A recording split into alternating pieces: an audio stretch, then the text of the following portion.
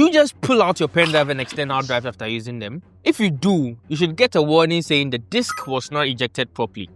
That pop-up that we all ignore is actually very, very important, and it's not just your computer being dramatic. Let me break it down.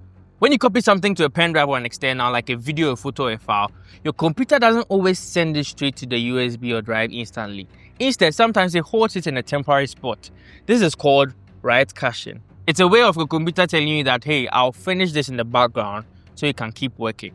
So when you think the transfer is done and you just pull the drive out, you might actually be interrupting that background process, which means that the file might actually not be fully saved. And this can cause a number of issues. Your file system might get messed up and your USB can actually also become unreadable altogether. This always doesn't happen, but best believe you don't want it to happen to you. One of the reasons this actually happens is because your computer keeps track of files through something called metadata. It's like information on the file size and the location. For instance, if you have a picture on iPhone and you scroll up, you can see the date it was taken, the location, the phone that took it. All those things are called metadata. So you see, this information is not the actual file, but they're important information about the file that you're actually copying and pasting. So when you yank the USB without any warning, that metadata might not update properly. And now your files are either missing, corrupted, or your system will say something like, you need to format this disk before using it. Yeah, that's one of the things that causes that. Now, when you click safely eject, here's what your computer actually does.